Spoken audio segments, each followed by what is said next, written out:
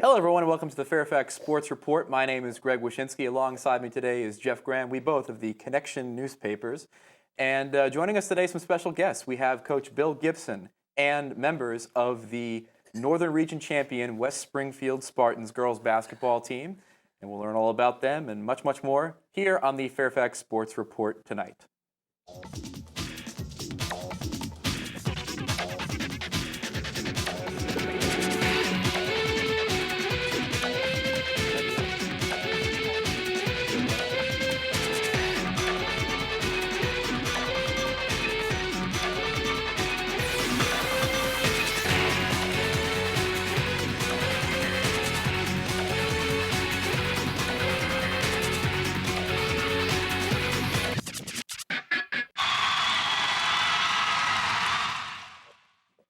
Hi, everyone. Welcome back to the Fairfax Sports Report.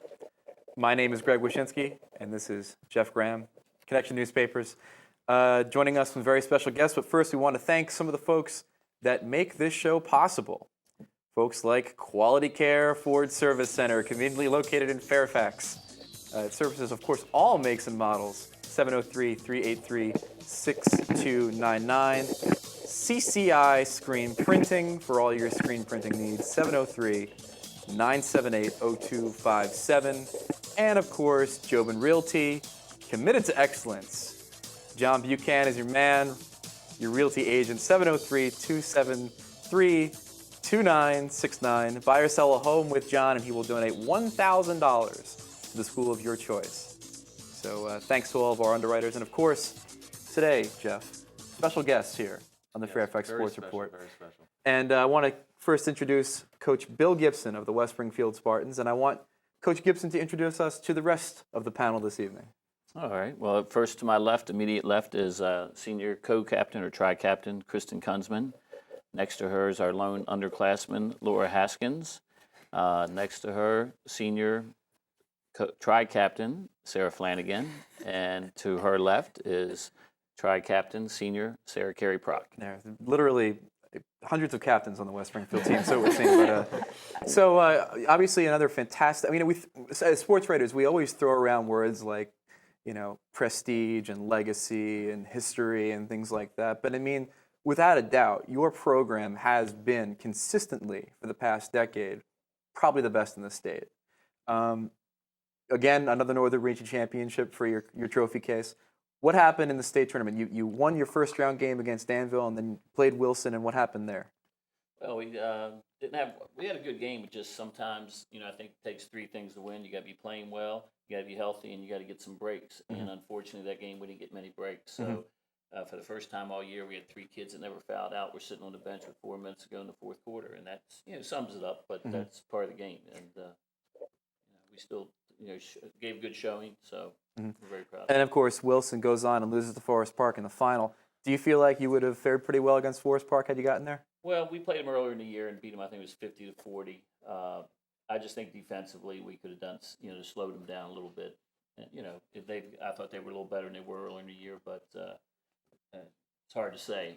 We'd like to have been there and like the opportunity to go there. I felt good about the kids and about how they were playing, and you just got to think you were going to win if you got to that point.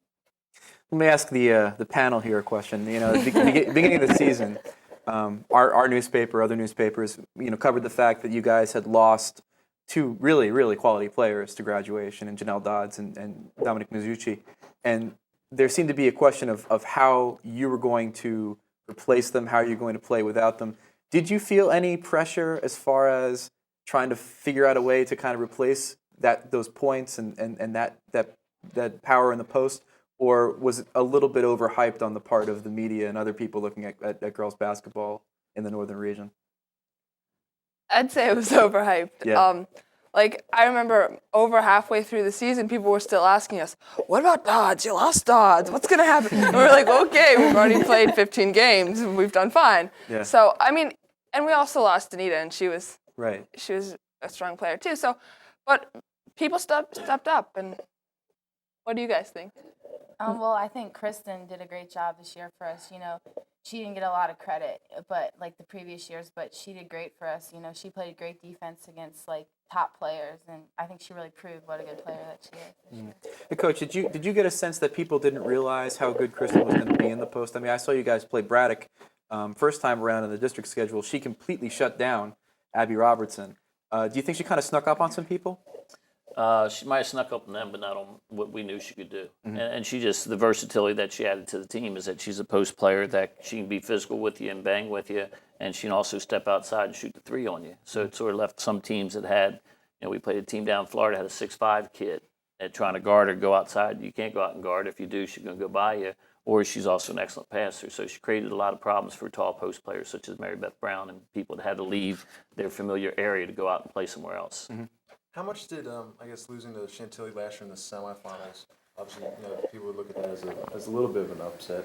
Did that, really spur you guys on this year? Well, I think the biggest thing is during the game, I remember I was telling them that we can't rely on one player to do everything, and that's what we sort of do. In the game, Dodge was having a great game. Well, she got worn down by the end of the game, and the kids were looking at her, and there were other kids that had shots and weren't taking them. And I said, you had the open shots, y'all got to take them, and they got to have confidence in that. And I think this year, some of them learned that we have the confidence in them to do that. And this year, they just stepped up and knew that.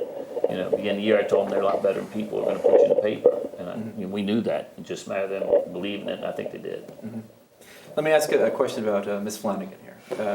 It wasn't the easiest road this year because obviously you went down with an injury at pretty early in the season, was it, or January 2nd? January 2nd came back February 23rd. So that's a pretty significant amount of time to miss. How did you guys compensate? What losing Sara? What did that take away from the team, and how did you guys compensate for her loss? Well, Sarah's a great shooter, so that was a big loss right there. Like she would hit the threes, she was just a great shooter. So it's hard when you lose someone who's a leading scorer on your team, but we actually had other players come in and step up and do their job. I think Megan Sheldon stepped up right away. Thinking Heather Witzman offhand, where the Robinson game we started off a little slow, and Heather Witzman had 12 points in the first quarter. So we had other kids coming off that, just filled right in and kept us rolling.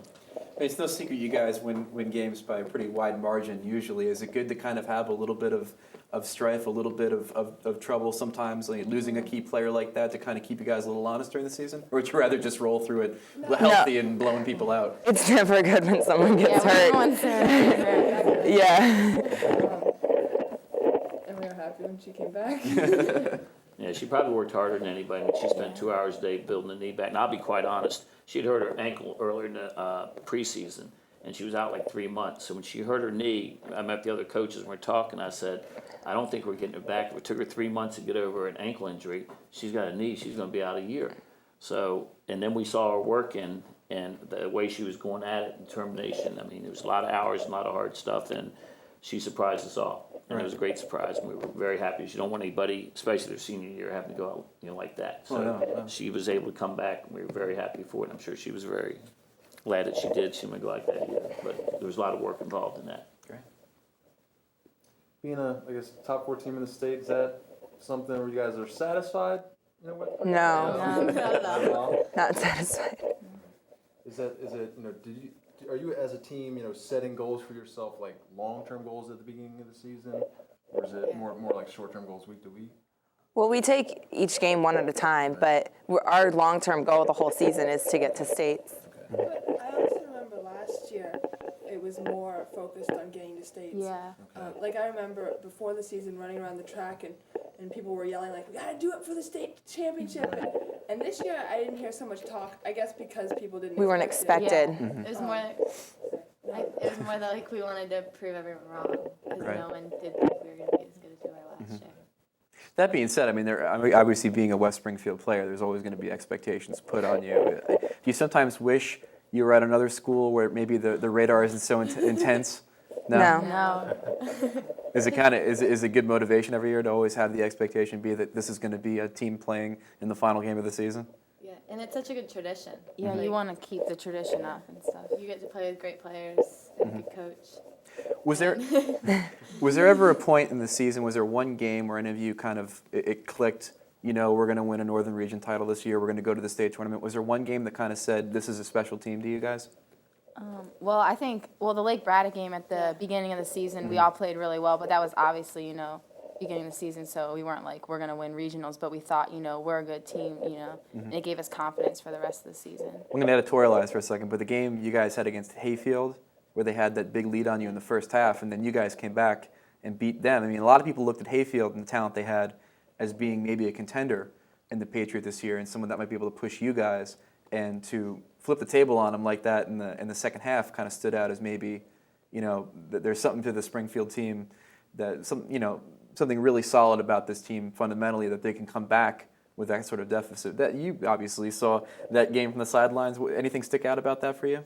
Well, just the way they play as a team, and that's what it was. We got second half, and their defense they picked up, and then we had, I forget who it was, picked up the scoring, but every game we had someone that stepped up, to do something scoring-wise to help us. But team defense and just their determination that they weren't going to lose, and that was something that, like I said, it wasn't nothing talked a lot about it. Other than, we gave them confidence that we believed they were a lot better team than people knew, and just to go out and play and not talk a lot about it, and just try to keep the pressure off. So a lot of time pressure can get to you, and try to keep it away from them as much as you can.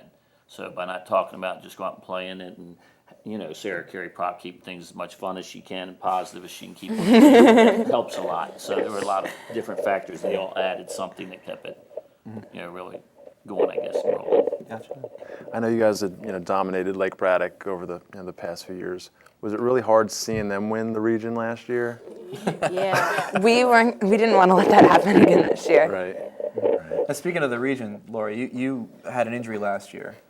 Was that in the back of your mind at all during this regional tournament? Yeah, because I remember I was just thinking, I had the opportunity to play this year, and I really wanted to make the most of it, because last year taught me, that playing isn't always guaranteed, so that when you can play, that you need to, just go out there and give it your best. Now, the regional final this year, you guys in Madison, I mean, to people who have followed girls basketball for the last decade, that's a game that has just been anticipated, and seeing those two programs come together in a game like that was so important. You guys have all played in, incredibly important games. How did that stack up with the rest of the games you guys have played over the last few years, as far as intensity and stuff like that? The game before that, The helped Woodson? us a lot. The Woodson game? Yeah. Because it was like, hey, wake up, Yeah, it was 56-50, right? Yeah. Right. Yeah, Against overtime. Woodson? In overtime, no Overtime, less. yeah. Yeah, Wow. they played awesome, and they gave us a good scare and a good run for our money. And so after that, I think we were a lot more ready for Madison, and we knew what it took, and we scouted them well. Yeah, I mean, I guess the Woodson game, because you knocked off Oakton in the quarterfinals, 10 points, I think, was the final margin, pretty, not I won't say easily, but I mean, you beat them pretty good. And then I'm guessing that Woodson game was sort of a great jumping off point for the next two games, as far as finally getting that tight game, finally getting pushed a little bit in the postseason, and you go from there. What was that the toughest game of the postseason, the Woodson game? Most surprising? Yeah. Yeah. Okay. Wilson was a tough game.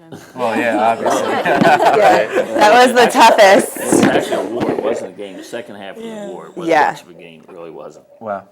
I know a lot of people made a big deal about shooting in the Patriot Center and shooting in a gym that's either longer and it's more wide open. Did you guys really notice a difference shooting in a big gym, or is it pretty much the same? We've played in big gyms before, so we had that experience Right. this year. Right. But there is a difference in different gyms Okay. and like the space behind the basket and all that. I But guess if you play at a bigger gym, maybe it's a little. Well, this is a unique group here. I know Sara Carey-Prock practices a lot in the big gym, and as for Sara and Kristen, I think it was their sophomore year that we were playing Chantilly at the Patriot Center. They both started hitting threes that Okay. got us rolling. Okay. So for them, to them, it's a great thing. But there is a depth perception Right. that you do have in there. Right. That some kids, it affects them a lot when they go to Braddock or go to Robinson. They have problems with it. But Right. as far as the college gyms, we've been very fortunate. We have shooters that like the big gyms. Right, because I know on the boys' side, South Lakes, got to the Patriot Center, and then they seemed to be shooting really well. Then the first round game, they lost to Potomac, and going to Stonewall Jackson. It was kind of a dark gym. I could just tell even warm-ups that they were struggling. So maybe kind of going back and forth was a struggle. But I guess definitely the experience of being in those big games really helps. Let me get the player's opinion. What's your opinion on AAU ball and the importance of it? Where does it stand in your lives? We've got a 3-time national champion. Yeah, well, obviously. 3-time national champion. We played Yeah. with a 3-time national champion. There you go. Go ahead, Laura. What's that like? What's the experience of the national championship in AAU versus, playing for? And you know too. Okay. Well, both of you. I mean, obviously, you guys have had some thrills on the high school level. You guys have had some thrills on the AAU level. How do they compare? Laura, you have to answer it. Well, I mean, winning nationals is obviously, it's awesome. But I haven't, for high school, I guess I wouldn't say regionals compares to it, but I've always, wanted to win the states. I think that would definitely probably compare, but can't say really. How does it match up for you as far as AAU versus high school ball? It's really different because your high school team, I always felt like you spend every day with them. So it's like a continuous thing, and you guys bond in that way. And with your AAU team, you go on long trips, and AAU is generally like a higher caliber, but coming to West Springfield, I didn't find that to be the case. AAU is great. I mean, when girls can play all year round, it can't hurt. We talked to everybody, but I talked to swimmers.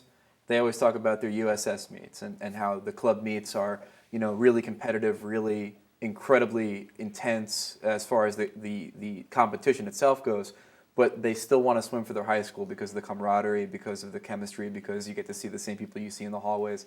Same sort of thing for AAU versus high school? Yeah, definitely. I would say. How much time in a typical high school season do you guys put into hoops during a typical week with Bill Gibson as your coach? More time they want. No, It's not bad. It's like 2 hours a day. Yeah, It and then we have becomes games. habit. But we start out about 3 hours a day. Yeah. And then we get once some- we get past November, we drop off to 2.5, then we're down to 2, then we just mainly try to get them shooting around and going over scouting reports. So it drops off. I want to put you guys on the hot seat a little bit. I got some questions for you, so maybe I'll just go down the line. Oh, no. All right, Kristen.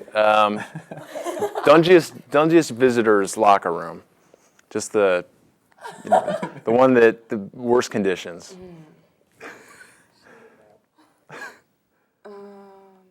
Probably.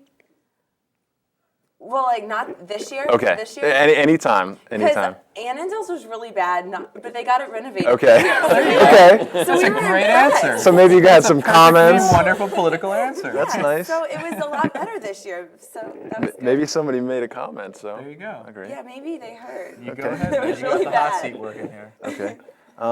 Laura, weirdest thing you've ever heard a fan say on the court? Do you have any story? To any? Does it have to be weird or just Weird, just Oh, no. strange or? I don't know. I remember in regional final, I shot an air ball, and then the rest of the game, every time I had the ball, they were screaming air ball at me. Even when you Yeah. weren't shooting. Yeah, they kind of do. Okay. Sara, toughest player to defend anytime in your career? Include a teammate in practice. Because she doesn't play any defense, or no. Okay. We had one game I challenged her, Okay. that's all. Okay.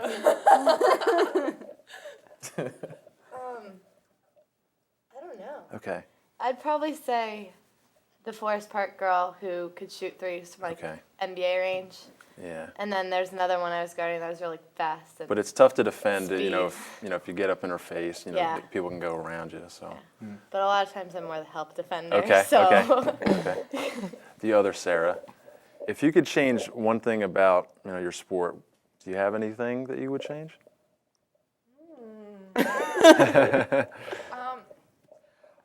Well, I wish we could take some implants and put them in our calves. Okay. Dunking ability. Okay. Dunk. Just Because I was going to ask you guys, would you like to dunk? But then it would, it's either lowering the rims or No. leg implants. implants. Okay. It's the new phenomenon. Okay. The high would be nice. Okay. Coach, this one's for you. Most underrated, one of your adversaries, most underrated coach in the region. Do you have anybody in mind? Coach. Any of the new coaches that have come along? So I'm trying to. Is this painful for you? This is the hot seat. Is this going to get you in trouble at the meeting next Yeah. year? It's like the ESPN Right. closing thing.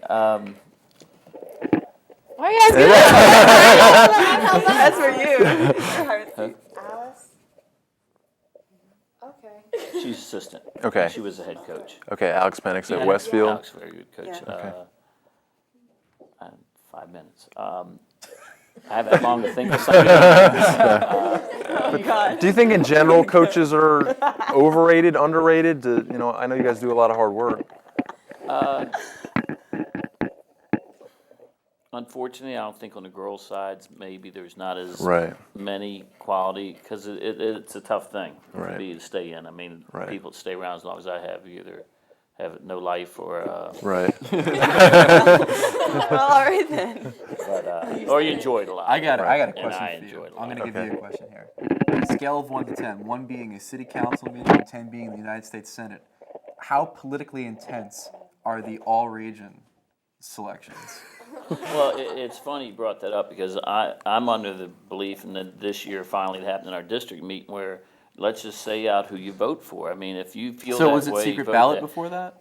Well, the district used to be write it down, but you could tell if you wrote them all down, you're not allowed to vote for your player, so Right. you could figure out who voted for who. But my And thing plus, is, you know everybody's handwriting too, probably, right? Like it's just like Survivor. It's just like Survivor, where you can tell who Right. Well, my thing is, it's really funny, is I asked to look at the regional voting, because not that I have a complaint with it, I mean, that's voting, that's fine, everything. I just wonder, I think sometimes coaches can play games, and I would direct it to somebody if I thought they're playing a game just because they don't like me. A lot of coaches don't, we've been up there and they don't like me, and I'm not one to, I don't like everybody either, but, I'm respectful of, I think, everyone, and when I do my voting, I don't take against the kids if I don't particularly like a certain school, or, so I just think it should be an open ballot that you can look at anybody's voting, and it should be the point that, we see who y'all vote for, and you pick, and it's out there. What do you think that open voting affects the way people vote? Do you think that they would vote a different way if it was more secretive?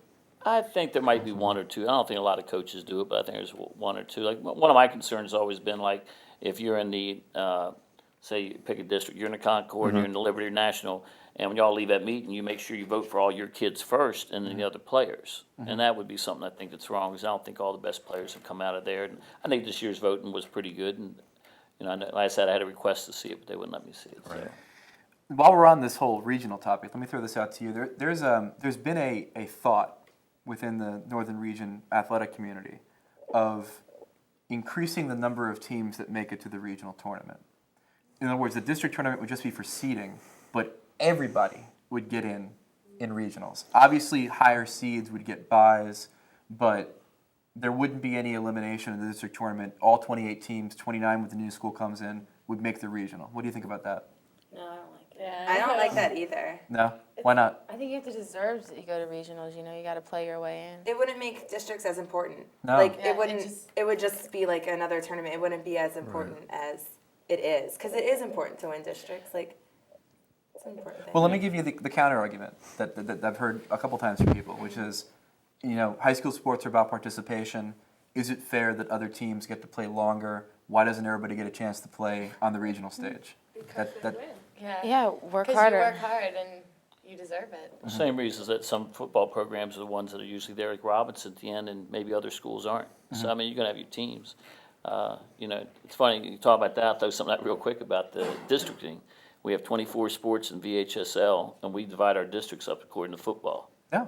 Well, we got 23 other sports. Don't they mean anything? Do we have to do districting by that? I think you should go geographic and leave it be, create local. It's obviously not going to affect any of you guys because you'll all be gone, but how did you feel about the classes coming after you not being able to play Robinson in a district format being in 2006 or 2005? I think it'll still affect it, because we're still we won't be here, but we'll still come back. Yeah. And we'll still be a part of it, and we'll always be a part of West There Virginia. you go. All right, well, we got to wrap this up. Pleasure to have all you guys here. Congratulations on all your success. It's been a great season. We have to thank again the folks that make this happen. And we're talking, of course, about Quality Care Ford Service Center, conveniently located in Fairfax, servicing all makes and models. 703-383-6299. CCI Screen Printing, 703-978-0257 for all of your screen printing needs. And, of course, Jovan Realty, committed to excellence. John Buchanan is your man. 703-273-2969. Buy or sell a home with John, and he will donate $1,000 to the school of your choice. Want to remind everybody about an all-star basketball game happening Thursday night at Woodbridge High School. Northern Region versus the Northwest Region. 5 o'clock p.m. is the game. Want to also remind people of the FSN, thank you, Hometown Heroes Soccer and Lacrosse and Baseball. Full game coverage begins on March 26th.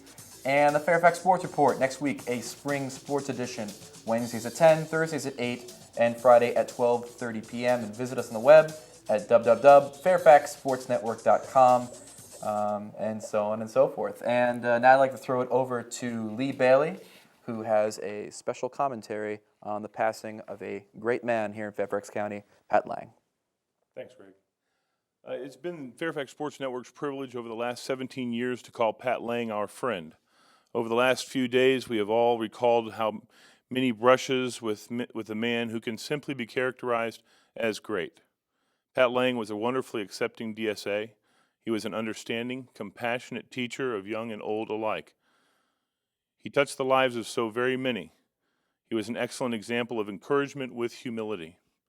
We at FSN, on behalf of the hundreds of thousands of lives on which Pat Laing made some impact, would like to say to his family, thanks for your willingness to share a man who is truly great, in every sense of the word. I feel very privileged to have had a chance to thank him for all he did for young people in this community. We don't always get that chance. Mr. Laing, you are already missed. Tonight's Fairfax Sports Report is dedicated to the memory of, and I speak for everyone watching and those here in the studio, our friend, Pat.